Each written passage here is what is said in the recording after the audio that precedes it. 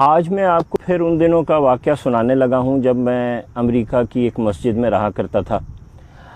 जो आज वाक़या सुनाऊँगा ना, तो हो सकता है कि आपको इस पे यकीन ना आए। मुझे भी नहीं आया, लेकिन सुना इसलिए रहा हूँ कि मेरे साथ बीती है, वरना इस पे यकीन नहीं आता। तो बात कुछ यूँ है कि एक दिन मस्जिद में तकरीबन असर के टाइम पे 4 साढ़े 4 बजे का टाइम होगा, मैं बैठा था। तो एक पुरानी सी वोक्सवैगन की वैन बाहर आके रुकी और उसमें से 4 लोग बरामद हुए, जो साफ देखने से लग रहा था कि उनका ताल्लुक़ पाकिस्तान से है। उन्होंने इमामे बांधे हुए थे और थोप पहने हुए थे, वो जो अरबी लिबास होता है। वो अंदर आ गए। इत्तेफाक से उस वक्त मैं और मस्जिद के इमाम साहब जो थे वो मस्जिद में बैठे हुए थे। एक साहब ने बड़ी टूटी फूटी अंग्रेज़ी में मुझसे कहा, स्पीक इंग्लिश। तो मैंने कहा yes I speak English. Pakistan? तो मैंने कहा यस पाकिस्तान। ओ शुक्र है, अल्हम्दुलिल्लाह। इमाम साहब कहाँ हैं जी? मैंने कहा जी अंदर बैठे हैं। चलिए जी उनसे मिलते हैं, जज़ाकल्लाह, अल्हम्दुलिल्लाह। मैंने अंदाज़ा लगाया कि 4 लोगों में से 3 की उम्रें जो हैं वो तकरीबन 35 से 50-55 के बीच में हैं, और जिनको वो इमाम साहब बोल रहे थे ना, अमीर साहब बोल रहे थे, उनकी उम्र कोई 70 के करीब होगी। खैर मैं उनको इमाम साहब के पास ले गया। जो अमीर साहब थे उनको अरबी आती थी, उन्होंने इमाम साहब से अरबी में बात करना शुरू कर दी। दूसरे भाइयों ने सामान निकाला, गाड़ी से मस्जिद में रखा, मुझसे बातचीत शुरू कर दी। तो थोड़ी देर के बाद वो कंफर्टेबल हो गए, उन्होंने मस्जिद में बिस्तर वगैरह बिछा लिए, वॉशरूम चले गए। इमाम साहब ने उनको छोड़ा और मेरे पास आ गए और कहने लगे कि अब आपने ना इनके रहन का, सहन का और खाने पीने का ज़रा ख्याल रखना है। तो मैंने कहा कि किस्सा क्या है? उन्होंने मुझे बताया, जो मुझे 22 साला एक यूनिवर्सिटी स्टूडेंट, मैं उस वक्त सोफोमोर था, यानी मैं 2nd year of university education में था। मुझे उस वक्त तक ये नहीं पता था जो उन्होंने बताया। उन्होंने कहा जी ये साल की जमात है जो पाकिस्तान में जगह है, ये सऊदी इमाम साहब हैं जो मुझे पाकिस्तानी को बता रहे हैं। तो ये वहाँ रायवंड से निकलती है सालाना इज्तिमा से, और इन्होंने साल यहाँ पैदल की जमात है, इन्होंने साउथ ऑफ यूएस से बिल्कुल अप नॉर्थ जाना है और इन्होंने ये सफ़र तय करना है और ये पैदल चलेंगे। पैदल चलने का तरीका ये है कि जब कोई इलाका आएगा तो ये पैदल चल पड़ेंगे, जब इलाके से निकल जाएंगे तो फिर ये अपनी वैन में बैठेंगे, जहाँ पे भी जगह मिलेगी रात को टेंट लगा लेंगे। खाने पीने का सामान की अपनी वैन के अंदर मौजूद है, और ये बस इस तरह चलते चलते 1 साल पूरा करेंगे। मैं ज़ाहिर है बीइंग अ यूनिवर्सिटी स्टूडेंट, मुझे बड़ा अजीब सा लगा और मैंने बड़ा शोर मचाया इमाम साहब के सामने कि ये कौन सा ज़िंदगी गुजारने का तरीका है, and what a waste of time and blah blah blah blah. खैर मेहमान थे, मैं उनकी खिदमत में लग गया, लेकिन मुझे उनके इस तरीके पे गुस्सा बड़ा आया। रात हुई तो उनमें से एक साहब ने मुझे कहा कि हज़रत कहीं टेलीफोन बूथ पे ले चलिए, हमने पाकिस्तान वापस अपने मरकज़ पे बताना है कि हम कहाँ पहुँचे हैं। मैंने कहा चलिए। मैंने अपनी गाड़ी निकाली, उनको लेके टेलीफोन बूथ पे गया। उन्होंने वहाँ कॉल मिलाने की कोशिश की, टाइम का फ़र्क था, कॉल ना मिली। तो कहने लगे कि फ़ोन तो मिल नहीं रहा। अच्छा भाई को करता हूँ, पता चला उनके भाई भी तबलीगी जमात में हैं। तो उन्होंने अपने भाई को कॉल की और उनको कहते हैं कि भाई हम इस जगह पहुंच गए हैं और अल्हम्दुलिल्लाह हमारा सफ़र ठीक है। अमीर साहब ने कहा है कि आप लोगों को मुतला करें, आप मरकज़ में जाके बता दीजिएगा कि हम यहाँ पहुँचे हैं, कल यहाँ से निकलेंगे तो फ़लाँ जगह जाएंगे। फ़ोन उन्हें रखा तो कहते हैं ला हौला वला कुव्वता इल्ला बिल्लाह। मैंने कहा हज़रत क्या हुआ? तो कहते हैं चलें गाड़ी में बैठे, मैं बताता हूँ। गाड़ी में बैठ के मुझे कहते हैं मेरी तो वाइफ़ की डिलीवरी थी हज़रत 2-3 दिन पहले, तो वो तो मैं पूछना ही भूल गया कि वहाँ क्या सिलसिला रहा। ये उन्होंने कहा ना, तो मैं तो पहले ही गुस्सा आया हुआ था, मैं तो गुस्से से मेरा बुरा हाल हो गया। वापस मैं मस्जिद में पहुँचा, मैंने इमाम साहब को साइड पे किया और मैंने कहा कि उनसे इंग्लिश में कि मैं इनका एहतराम कर सकता हूँ। ये तो ऐसा आदमी है कि जिसको अपनी बीवी की फ़िक्र नहीं है। अपना तो बता दिया कि मैं कहाँ पहुँचा हूँ, और उनको ये तक नहीं पूछा कि मेरी बीवी खैरियत से है, हमारे यहाँ क्या बच्चा हुआ और बोला सब कुछ। मेरे इमाम साहब बड़े खामोशी से उन्होंने मेरी बात सुनी। उन्होंने कहा बात चीज़ें वक्त के साथ समझ आती हैं ब्रदर, आपको ये चीज़ अभी नहीं समझ आएगी, आगे चल के समझ में आएगी। खैर एनीवेज़ दूसरे दिन जनाब वो वहाँ से चले, पहले मस्जिद से निकले, पैदल चलते चलते उन्होंने पूरा छोटा सा वो एक गांव सा कस्बा था, उसको क्रॉस किया। उसके बाद वो वैन पे बैठे और कहने लगे कि हम रात जो है ना तकरीबन फ़लाँ जगह जाके, यानी वो जगह वहाँ से बनती थी तकरीबन 10 किलोमीटर दूर। उन्होंने कहा 10 किलोमीटर वहाँ जाके हम पड़ाव डालेंगे। ठीक है जी। 9:30 बजे के करीब, नहीं 8:30 बजे के करीब इमाम साहब मुझे कहते हैं चलें वहाँ चलते हैं और देखते हैं कि जो जमात है वो प्रॉपरली उन्होंने टेंट वगैरह लगा ली है कि नहीं। मैंने कहा ठीक है।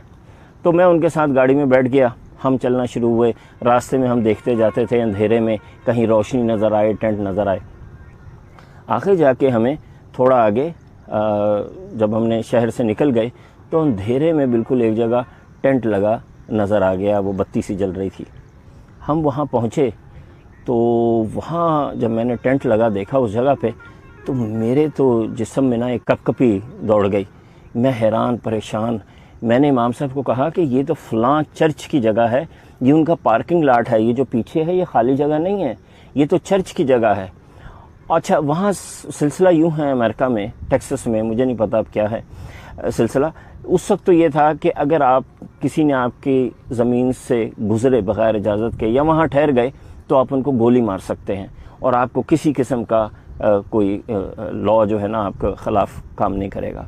तो मैंने इमाम साहब को कहा कि इमाम साहब जल्दी से अंदर चलें, इनको यहाँ से उठाएं, ये तो बड़ा मसला हो जाएगा, ये तो गोली चल जाएगी, वो तो इनको मार देंगे, इनको समझ ही नहीं है, इनको तो पता ही नहीं है, इनको तो अंदाज़ा ही नहीं है कि यहाँ कैसे चलता है, देखें ये कोई करने की बात है। ये हम बोलते बोलते टेंट में दाखिल हो गए। टेंट में अमीर साहब जो थे वो बिल्कुल सुकून से बैठे ज़िक्र कर रहे थे और बाकी के लोग जो थे ना वो कुछ खाने की तैयारी कर रहे थे। उन्होंने कहा ब्रदर आप बिल्कुल सही टाइम पे आ गए हैं, आएँ साथ बैठ के खाना खाते हैं। मैंने शोर डाल दिया। मैंने कहा आप यहाँ से फ़ौरन खाली करें, यहाँ तो गोली चल जाएगी, आप भी मरेंगे, हमें भी मरवाएंगे, ये तो टेक्सास है, यहाँ तो गन्स रखते हैं लोग और आप चर्च की जगह पे ऐसे टेंट लगा के बैठ गए। इमाम साहब के चेहरे पे एक अजीब सा सुकून, कोई परेशानी नहीं, कोई मसला नहीं। कहते हैं हाँ वो भी तो हमारे अहले किताब है ना, हमारे भाई हैं, मसलक में मज़हब में हमारे भाई हैं, आने दें उनको, हम उनको समझा लेंगे। मैंने कहा अमीर साहब कौन समझाएगा, आपको तो अंग्रेज़ी भी नहीं आती। कहने लगे ब्रदर आप हैं ना, आप समझाएंगे। इंग्लिश में मैंने बोला तो वो भी कुछ टूटी फूटी इंग्लिश, उर्दू, अरबी में उन्होंने इमाम साहब को भी बोला। खैर मैं बड़ा झुंझलाया। 1 मिनट गुजरा, 2 मिनट गुजरा, दिल मेरा धक धक करे किसी भी वक्त कुछ हो जाएगा। वही हुआ।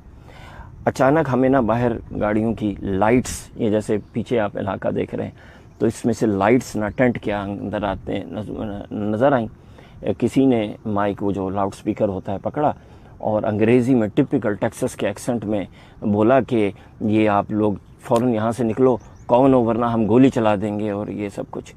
तो इमाम साहब कहते हैं क्या बोल रहे हैं, और वो टिपिकल टेक्सन एक्सेंट था, वो अंग्रेज़ी किसी की समझ में नहीं आई। मैंने कहा कि वो कह रहे हैं जल्दी से यहाँ से निकलो, सामान उठाओ वरना हम गोली चला देंगे। इमाम अमीर साहब के चेहरे पे एक अजीब सी पुरसुकून मुस्कुराहट आई और उन्होंने वो बड़ी मशहूर जो सूरह यासीन की आयत है वो पढ़ी कि वजअलना मिन बैनि अयदीहिम सद्दन व मिन खल्फिहिम सद्दन फ़अग़शयनाहुम फ़हुम ला यबसरून, कि ये इनके आगे भी दीवार और पीछे भी दीवार और उनको नज़र नहीं आता। खैर मुझे उस वक्त उसकी बहुत ज़्यादा समझ भी नहीं थी। वो तो उस दिन के बाद मुझे इस आयत का पता चला कि ये है क्या और इसमें कितनी पावर है।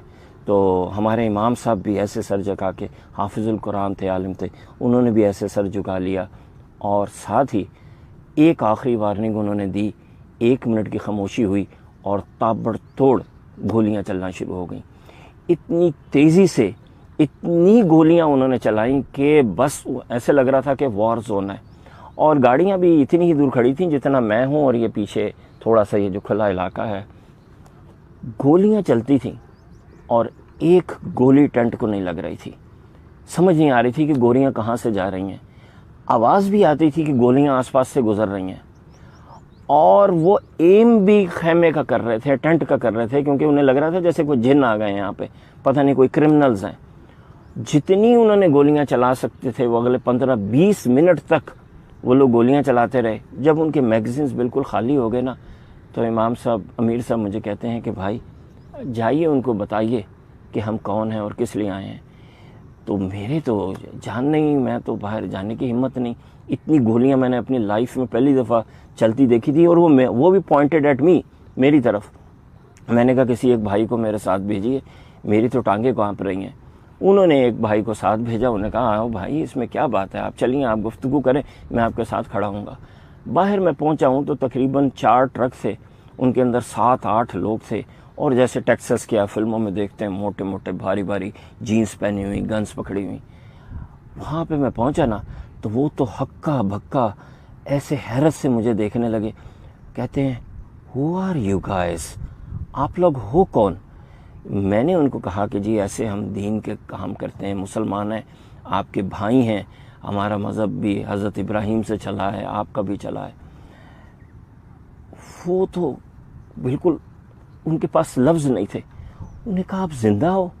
मैंने कहा हाँ ज़िंदा हैं, क्यों? मैंने कहा हमने तो अपनी पूरी गोलियां आपके टेंट पे खाली कर दी, एक गोली भी नहीं आई अंदर। मैंने कहा नहीं, मैं तो समझ रहा था शायद आप इधर उधर चला रहे हो।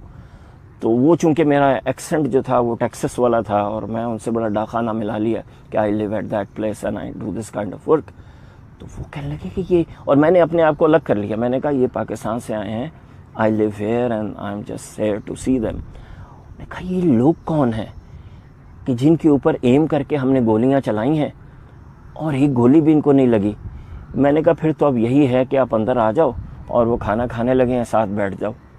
तो ख़वातीनो हज़रात उस दिन वो 10-12 लोग, मेरा ख्याल है 8-9 लोग मेरे साथ टेंट में आए। वो वहाँ बैठे, उन्होंने खाना खाया, उन्होंने इस्लाम के बारे में सुना, वो मुतमईन हुए, लेकिन इस हैरत के साथ वापस गए कि एक गोली भी उस दिन टेंट में बैठे हुए लोगों को नहीं लगी। अब ये ज़ाहिर है यकीन ना आने वाली बात है, मुझे भी आज तक यकीन नहीं आया कि गोलियां क्यों नहीं लगी, जबकि उन्होंने हंड्रेड्स में चलाई होंगी। 20 मिनट तक आप ज़रा सोचिए कि 6-7 बंदूकें चलेंगी ऑटोमेटिक राइफल्स, तो कितनी गोलियां चल गई होंगी।